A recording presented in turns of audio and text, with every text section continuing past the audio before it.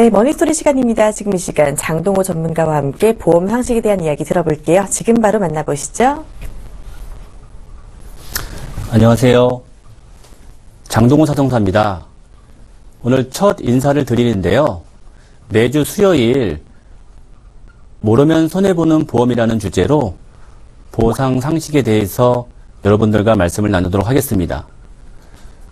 매주 진행되는 이 시간 열심히 듣다 보면 여러분들도 보상 전문가가 되실 수 있을 것 같습니다. 보험은 가입도 중요하지만 결국 우리가 보험금을 지급받기 위해서 보험을 가입하는데요. 보험을 청구하다 보면 여러 가지 분쟁들이 발생할 수 있습니다. 한 가정에 적게는 2-3개에서 많게는 5-6개의 보험을 가입하고 있는데 정작 우리는 그 보험 증권 내용을 잘 모르고 있는 것이 현실입니다. 그래서 오늘은 그 첫 시간으로 여러분들이 가입하고 계신 보험 증권에 대해서 살펴보도록 하겠습니다. 여러분들이 보험 증권을 보관하고 계신 서랍장이나 책장에서 보험 증권을 꺼내서 지금 당장 TV 앞으로 나오시기 바랍니다. 자, 우리가 아파서 병원을 다녀온 후에야 보험 증권을 한 번씩 확인하는데요. 오늘은 보험 증권의 보장 내역보다 더 중요하지만 우리가 잘 모르고 있는 보험 증권의 중요한 내용에 대해서 말씀드리도록 하겠습니다.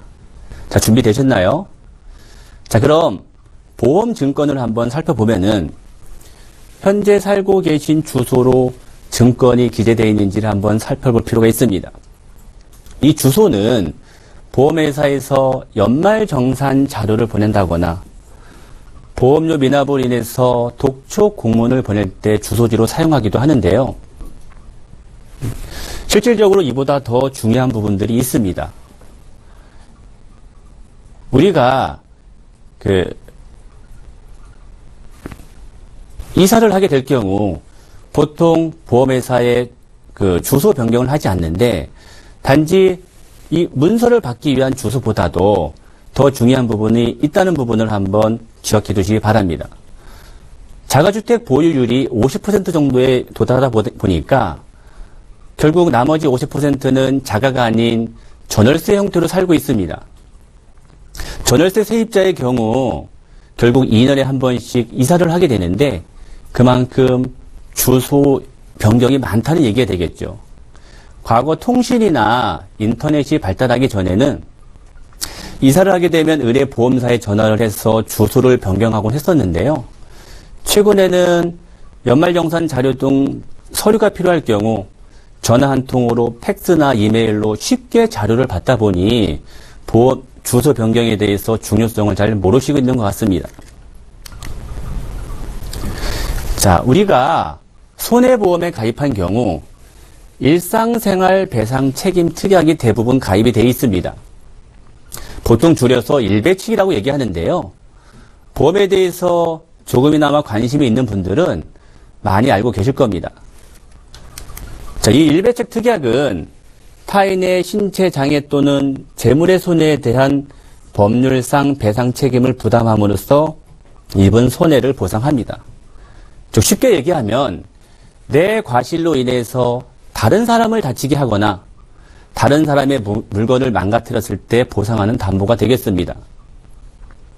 몇백 원 하는 작은 보험료로 최대 1억 원 한도로 보상을 하다 보니 참 유용한 특약이 되겠죠. 자, 이 특약은 일상생활 중 우연히 발생한 사고뿐만 아니라 보험증권에 기재된 기명 피보험자가 주거용으로 사용하는 보험증권에 기재된 주택의 소유 사용 관리로 인한 우연한 사고까지 보상을 하게 됩니다. 누수로 인해서 아래층에 얼룩이 지거나 침수로 인해서 손해배상을 할 경우 이 특약으로 보상이 가능하다고 많이들 알고 계신데 정말 중요한 부분은 현재 살고 계신 주소지가 증권상에 기재가 되어 있어야지만이 보상이 가능할 수 있습니다. 담당 설계사가 없거나 또는 설계사가 있다 하더라도 이와 같은 내용을 잘 몰라서 제대로 안내를 받지 못해 불이익을 당하는 경우들이 종종 있습니다. 지금 증권을 확인하셔서 현재 살고 계신 주소지와 증권상의 주소지가 다르다고 하면 보험사에 연락하셔서 꼭 주소를 변경하시기 바랍니다. 자, 다음 계약자와 피보험자가 다른 경우들이 있을 수 있을 거예요. 타인의 사망을 보험사고로 하는 보험이라는 얘기를 하는데요. 자, 쉽게 풀어서 설명하면 계약자인 아내가 피보험자인 남편을 위해서 종신보험을 계약했다, 이렇게 보시면 될 것 같습니다. 자, 우리 상법에서는요, 타인의 사망을 보험사고로 하는 보험계약에서 계약 체결 시에 그 타인의 서면에 의한 동의를 얻어야 된다고 되어 있습니다. 서면 동의를 받지 않으면 그 계약은 무효가 됩니다. 의외로 이러한 계약들이 많은데요. 보험을 싫어하는 남편을 위해서 아내가 남편 몰래 보험 계약을 하거나, 시골에 계신 부모님을 위해서 자녀들이 보험 계약을 체결하는데 거리상 문제, 자필 서명의 번거로움으로 자녀가 대신 서명을 하는 계약들이 여기에 해당될 수 있을 것 같습니다. 그럼 우리 상법에서는 이와 같은 계약들을 왜 무효로 규정하고 있을까요? 네, 맞습니다. 최근에 언론을 보게 되면 끔찍한 살인사건들 많이 보도가 되고 있는데요. 이와 같이 계약자와 피보험자가 다른 경우는 보험계약자나 보험수익자가 고의로 이 피보험자를 살해할 위험성도 있고, 또는 도박보험의 위험성이 있기 때문에 보험의 대상이 되는 이 피보험자는 내 몸이 보험 대상이 돼서 내가 사망하면 사망보험금이 지급되는 보험에 가입되어 있다는 사실을 알고 있어요. 그에 따른 서면 동의를 했을 때만이 그 계약이 유효하다는 취지입니다. 자, 우리 대법원에서는 최근에 이와 같은 판례를 냈는데요.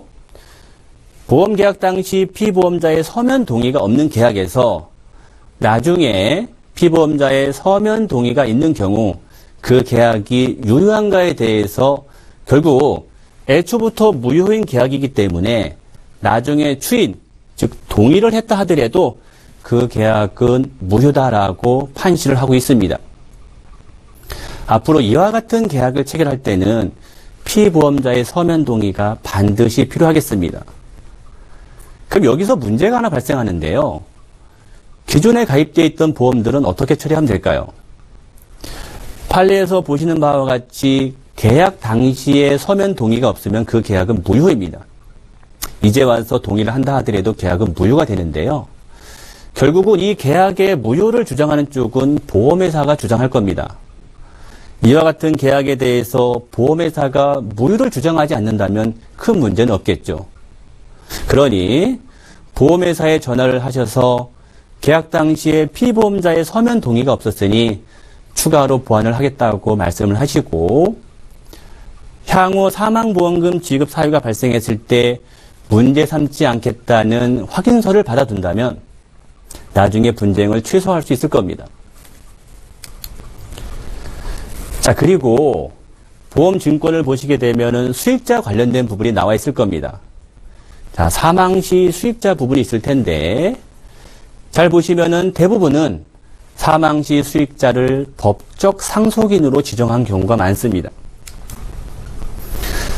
자, 보험 설계사들이 제대로 된 교육도 받지 못하고, 또 과거부터 내려오는 관행대로 의뢰의 사망 시 수익자를 법적 상속인으로 지정하는 경우들이 많이 있습니다. 자, 통계를 보면 우리나라 결혼한 3쌍 중 1쌍이 이혼을 한다고 합니다. 이혼율이 세계 최고입니다. 자, 그만큼 가족상 변동이 심하다는 얘기입니다. 자, 예를 한번 들어볼까요?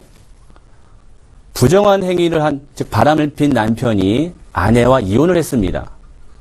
그 아내는 미성년 자녀를 데리고 어렵게 생활을 하고 있습니다. 그 아내가 불의의 교통사고를 당해서 사망한 사고가 있다고 가정을 해볼게요. 자, 이 경우 교통사고 손해배상금도 지급이 될 것이고요.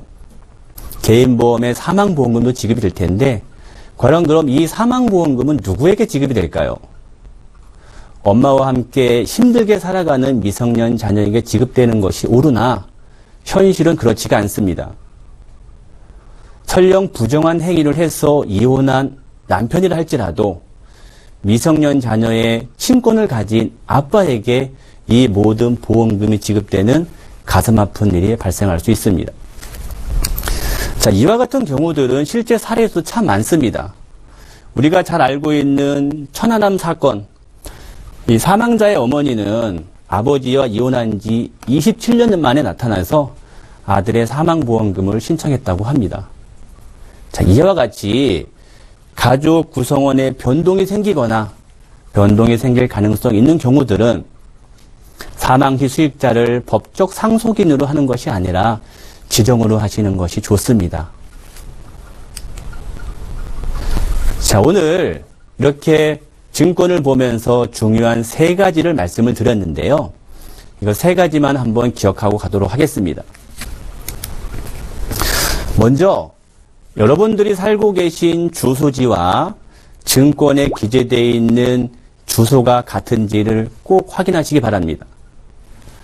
두 번째, 계약자와 피보험자가 다른 경우, 즉 타인의 사망을 보험사고로 하는 계약인데요.